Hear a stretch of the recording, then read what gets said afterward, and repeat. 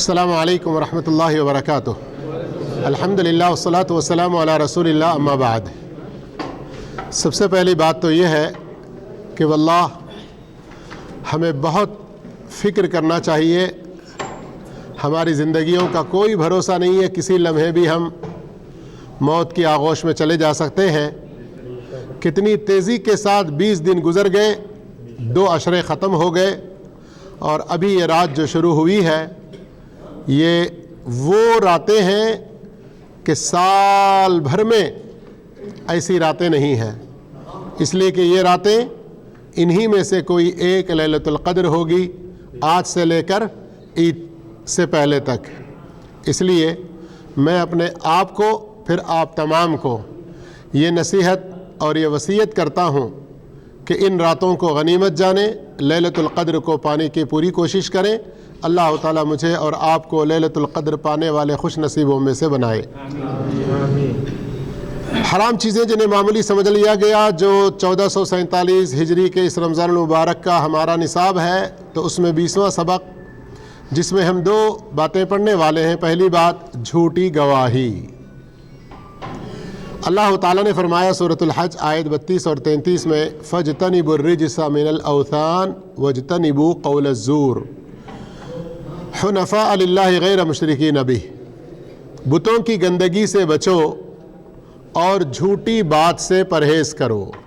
جھوٹی بات سے پرہیز کرو، یک طرفہ ہو کر خالص اللہ کے بندے بنو، اس کے ساتھ کسی کو شریک نہ بناؤ۔ اس آیت کو پوری توجہ کے ساتھ سنیے۔ جتنی ہم نے آیت کا حصہ تلاوت کیا ہے اس میں بتوں کی گندگی سے بچو، آخر میں خالص اللہ کے بندے ہو کر اس کے ساتھ شرک کرنے سے بھی بچو، درمیان میں ذکر کیا جھوٹی گواہی، جھوٹی بات سے بچو۔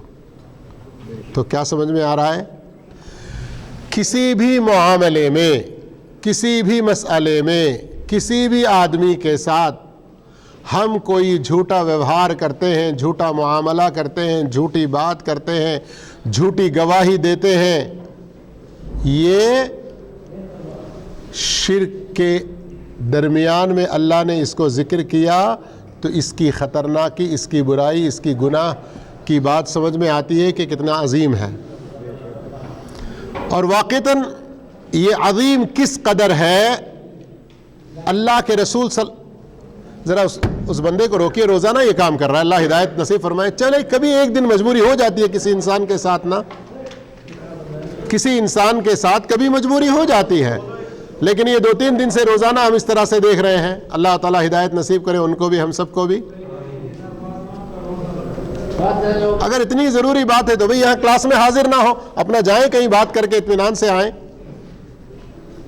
اب یہ ہمارا انداز، یہ ہمارا بولنے کا طریقہ بڑا غلط لگتا ہے کسی کو، بڑا اس پر کسی کو غصہ آتا ہے کہ یار مولوی کو ذرا نرمی سے بولنا چاہیے، بہت سنجیدگی سے بولنا چاہیے۔ بھئی 3-4 دنوں سے بتا رہے ہیں، کبھی اشارہ دے رہے ہیں، کبھی دھکا دے رہے ہیں، آواز دے رہے ہیں۔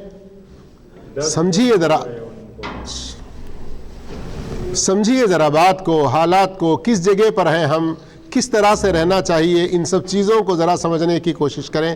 جزاکم اللہ خیرہ۔ معذرت کے ساتھ جو لوگ آن لائن میں ہیں یا پھر ریکارڈنگ میں بیچ میں ڈسٹرب، کتنی ساری چیزوں میں اس میں خلل پہ آ جاتا ہے۔ میں کہہ رہا تھا سورہ حج کی آیت میں بتوں کی گندگی سے بچو، اللہ کے خالص بندے بن کر، توحید و موحد و سچے بندے بن کر شرک سے دور رہو، کے درمیان جھوٹی بات، جھوٹی گواہی کا ذکر کیا۔ تو اس سے جھوٹی گواہی کتنی خطرناک چیز ہے یہ سمجھ میں آتا ہے۔ تو اس چیز کو اور سمجھنے کے لیے ذرا اللہ کے رسول صلی اللہ علیہ وسلم کا یہ انداز دیکھیں، پوری توجہ سے سنیں۔ سب لوگ میرے ساتھ ہیں؟ عبد الرحمن بن ابی بکرہ رضی اللہ عنہ اپنے باپ سے روایت کرتے ہیں کہ ایک مرتبہ ہم اللہ کے رسول صلی اللہ علیہ وسلم کی مجلس میں بیٹھے ہوئے تھے۔ رسول اکرم صلی اللہ علیہ وسلم نے اپنے صحابہ سے 3 مرتبہ سوال کیا، الا انبئکم بأکبر الکبائر، کیا میں تم کو کبائر میں بھی, کبیرہ گناہوں میں بھی سب سے زیادہ بڑا گناہ, خطرناک گناہ کیا ہے بتلاؤں؟ کبیرہ گناہ تو سنتے رہتے ہیں, کبیرہ گناہوں میں بھی اور زیادہ بڑے اور خطرناک. صحابہ اکرام ابھی کچھ جواب دینے سے پہلے ہی خود ہی اللہ کے رسول صلی اللہ علیہ وسلم نے فرمایا الاشراک باللہ وعقوق الوالدین, اللہ کے ساتھ شرک کرنا, ماں باپ کی نافرمانی کرنا. سن لیے کیا کیا بتلایا اللہ کے رسول نے؟ شرک کرنا اور والدین کی نافرمانی کرنا, ان کے نافرمان بننا, ان کے عاق ہو جانا. کیا ہیں یہ دو چیزیں؟ شرک اور ماں باپ کی نافرمانی کیا ہے؟ کن گناہوں میں ہے؟ کبیرہ گناہوں میں بھی اور خطرناک. اب سنیے آگے حدیث. وَجَلَسَ وَكَانَ مُتَّكِئًا, اللہ کے رسول صلی اللہ علیہ وسلم ٹیک لگا کر بیٹھے ہوئے تھے, ٹیک لگا کر بیٹھے ہوئے تھے. پوچھا کیا میں تم کو کبیرہ گناہوں میں بھی خطرناک گناہ کیا ہے بتلاؤں؟ ویسے ہی ٹیک لگائے ہوئے ہیں. پھر دو چیزیں بتلائیں, الاشراک باللہ وحقوق الوالدین, تب بھی آپ ایسے ہی ٹیک لگا کے بیٹھے تھے. وجلس, پھر آپ بیٹھ گئے سیدھے ہو کر.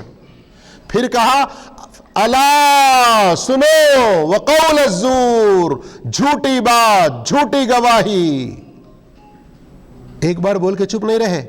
کیا کہا؟ صحابی کہتے ہیں فما زال یکررها حتى قلنا لیتہ سکت. اللہ کے رسول صلی اللہ علیہ وسلم اس جملے کو, کس جملے کو, کس جملے کو؟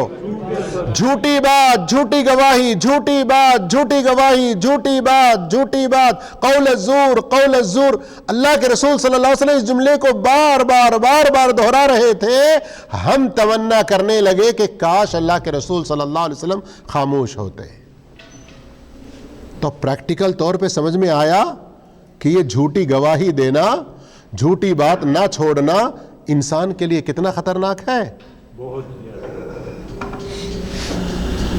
ایک طرف قرآن میں اس کا ایسا ذکر, اور اللہ کے رسول صلی اللہ علیہ وسلم پریکٹیکل طور پر اس کی خرابی کو کیسے ظاہر کر رہے ہیں. بیٹھ کر جو تھے, ٹیک لگا کر جو تھے, سیدھے ہو کر اس جملے کو دہرانے لگے. اب ہماری زندگیوں میں کیا حال ہے؟ جگہ جگہ پر جھوٹ, بات بات میں جھوٹ, ہر موقع پر جھوٹ, ہر کام میں جھوٹ. نعوذ باللہ, استغفر اللہ. کتنے لوگوں کی زبان پر یہ بات کہ بھائی آج کا زمانہ ایسا ہے کہ جھوٹ کے بغیر نہیں چلتا, کوئی کام نہیں ہوتا. آج کے زمانے میں جھوٹ, آپ سچائی پر رہیں گے تو کوئی آپ پر اعتبار نہیں کرے گا, آپ کا کوئی کام نہیں کرے گا.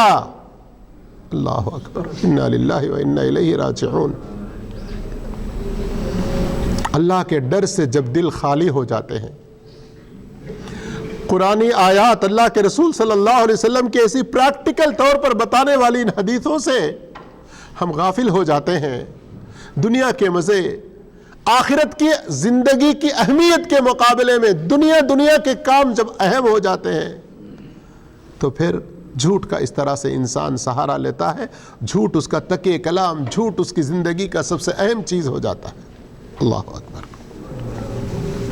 لیکن نہیں سمجھتے یہ لوگ کہ یہی جھوٹ آپس میں دشمنیوں کا سبب بھی بن جاتا ہے. آگے جا کر آپس میں حسد, دوسری اور بہت ساری برائیوں کا سبب بنتا ہے. ایسی بہت ساری خرابیاں وجود میں آتی ہیں جن کے بارے میں انسان سوچ بھی نہیں سکتا. اللہ اکبر.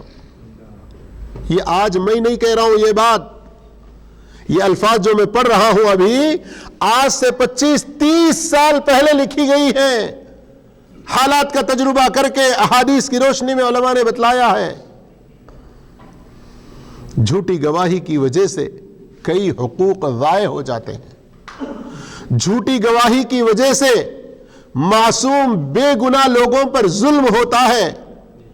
جھوٹی باتیں, جھوٹی گواہوں کی وجہ سے کتنے سارے لوگ وہ چیزیں حاصل کر لیتے ہیں جو ان کا حق نہیں ہے. جھوٹی گواہی اور جھوٹی باتوں کی وجہ سے نسب ناموں میں خلط ملط, اپنے باپ کے علاوہ دوسرے باپ کی طرف نسبت کا سبق پڑھ چکے ہیں نا, یاد ہے نا, اس میں بھی یہ بات آئی ہے. اور ہمارے معاشرے میں عدالتوں میں پولیس اسٹیشنوں میں بعض اور ایسی جگہوں پر کہیں گواہی کی ضرورت پڑتی ہے, آدمی جاتا ہے باہر کسی سے کچھ سمجھوتا کر لیتا ہے اور پکڑ کے لے آتا ہے. ہاں تم گواہی دیتے ہو؟ ہاں میں گواہی دیتا ہوں. حالانکہ نہ وہ اس واقعے کے بارے میں جانتا ہے, نہ اس موقع پر وہ حاضر ہوتا ہے, نہ اس مسئلے کا اسے کچھ علم ہوتا ہے. یا تو دوستی کی بنیاد پر, یا تو کچھ رشوت, کچھ مال, دنیاوی لالچ وغیرہ کی بنیاد پر, یا کسی دھمکی اور ڈر کی وجہ سے. حقیقت حال کا کوئی علم نہیں ہوتا, لیکن بس گواہی میں کچھ لوگ بڑے آگے بڑھ جاتے ہیں. اور بعض لوگ نہیں, آج میں اگر اس کو گواہی نہیں دیا, کل کے دن مجھے اس سے ضرورت پڑ سکتی ہے نا, پھر یہ مجھے کچھ ہاتھ دے دے گا, اس لیے چلو آج اس کو جھوٹی ہی صحیح کچھ ہاں میں ہاں بول دو. میرے بھائیوں, قرآن میں خود سورہ یوسف کے اندر ایک بات ہے, وَمَا شَهِدْنَا إِلَّا بِمَا عَلِمْنَا. شہادت اور گواہی اسی چیز کی جس چیز کا آپ کو صحیح علم ہو, جس واقعے کے آپ خود حاضر اور شاہد ہوں اور وہاں کے بارے میں جانتے ہوں. اللہ تعالی ہم تمام کو ہر طرح کے جھوٹ سے بچائے, خاص طور پر روزہ رہ کر جو لوگ جھوٹ بولتے ہیں, یہ اور کتنی خرابی کی بات ہے. آئیے ایک اور اہم موضوع, اور ہماری زندگیوں میں یہ بری طرح سے گھس چکا ہے, بری طرح سے, اچھے لوگوں میں بھی یہ برائی داخل ہو چکی ہے, وہ ہے گانے بجانے کے آلات, موسیقی, میوزک وغیرہ, ان سب چیزوں کو سنتے رہنا. ہمارے مسلمان معاشرے کا سب سے بڑا المیہ یہ ہے کہ گانا بجانا, میوزک وغیرہ سننا بھی کوئی گناہ ہے, حرام ہے, جانتے ہی نہیں ہیں. کئی لوگ سنتے کرتے رہتے ہیں, کبھی خطبے میں, کبھی کہیں اور جگہ پر, پھر بھی دل میں یہ بات بیٹھی ہوئی ہے, نہیں مولوی لوگ بس ایسے ہی بولتے ہوں گے. اس لیے کہ انڈیویژلی, انفرادی طور پر کچھ لوگوں سے جب بات چیت ہوتی ہے, صحیح میں مولوی صاحب یہ حرام ہے کیا, یہ اتنا بڑا گناہ ہے, ایسا سوال کر بیٹھتے ہیں. لیکن سنیے قرآن مجید سورہ لقمان کی آیت نمبر 6, وَمِنَ النَّاسِ مَن يَشْتَرِي لَهْوَ الْحَدِيثِ لِيُضِلَّ عَن سَبِيلِ اللَّهِ بِغَيْرِ عِلْمٍ. وہ اور اس کے بعد والی آیت کو پڑھیے, کیسی دھمکیاں اللہ رب العالمین نے دی ہیں. یہاں اس قرآن کی آیت میں لہو الحدیث کا جو لفظ آیا ہے, حضرت عبداللہ بن مسعود رضی اللہ تعالیٰ عنہ اللہ کی قسم کھا کر کہتے ہیں, اس آیت میں لہو الحدیث سے مراد گانے سننا ہے, اور گانا ہے, موسیقی وغیرہ میوزک سننا ہے. یہ آیت اٹھا کر دیکھ لیجئے آپ لوگ, آپ کی اپنی پسندیدہ ترجمے اور تفسیر میں کب نازل ہوئی تھی. اللہ کے سچے دین کی تبلیغ جب ہمارے رسول صلی اللہ علیہ وسلم کر رہے تھے, لوگوں کو کیا سناتے تھے, کیا سناتے تھے, قرآن. لوگوں کو کیا سناتے تھے, قرآن سناتے تھے. اللہ جو وحی اتارتا حدیث کی شکل میں وہ باتیں سناتے تھے. نضر بن حارث اور دوسرے کچھ کافر لوگ کچھ ملکوں میں گئے اطراف و اکناف کے, جا کر وہاں سے خوب گا کر, بڑی سریلی آواز میں گا کر لوگوں کو اپنی طرف مائل کرنے والی خوبصورت عورتوں کو خرید کر لائے. سن رہے بات توجہ سے؟ نضر بن حارث اور دوسرے گئے باہر ملکوں میں, اللہ کے رسول کے زمانے میں, جا کر سریلی آواز میں گانا گانے والی خوبصورت عورتوں کو, لونڈیوں کو خرید کر لائے. اور نبی کریم صلی اللہ علیہ وسلم جن مجلسوں میں, جن جگہوں پر لوگوں کو قرآن سنایا کرتے ہیں, ان لوگوں کو اپنی طرف بلا کر ان مجلسوں میں جا کر قرآن کے خلاف ان لڑکیوں کو لے جا کر ان سے گانے لگواتے اور پھر لوگوں کو اپنی طرف مائل کرنے لگواتے ہیں۔ دوسری قرآن مجید کی آیتوں سے یہ بات سمجھ میں آتی ہے، لیکن وقت نہیں ہے وہ ساری دلیلیں دینے کے لیے۔ اس وقت اللہ رب العالمین نے ایسے ظالموں کو دھمکی دیتے ہوئے یہ آیت اتاری کہ لوگوں میں سے کچھ ایسے لوگ ہیں یشتری، جو خریدتے ہیں لہو الحدیث، ایسی گانے والیوں کو، ایسے گانے سنانے والیوں کو، سریلی آواز میں گانے والیوں کو، لیضل عن سبیل اللہ، تاکہ لوگوں کو اللہ کے راستے سے گمراہ کرے۔ اور آج ہمارے معاشرے میں یہ چیزیں چاہے ہیرو ہیروئن کی شکل میں ہو، ان کے گانوں کی شکل میں ہو، دوسرے شرکیہ قوالیوں کے شکل میں ہو، شرک و بدعت کے الفاظ سے بھرے ہوئے نعت کی شکل میں ہو، فرق کو محسوس کرنا، صرف نعت نہیں کہہ رہا ہوں، شرک و بدعت سے بھرے ہوئے نعت، یہ سب اللہ کے دین سے دور کرنے کے لیے، توحید سے دور کرنے کے لیے، سنت سے دور کرنے کے لیے اردو ادب کا فروغ ہو رہا ہے، اردو ادب کا ڈیولپمنٹ ہو رہا ہے۔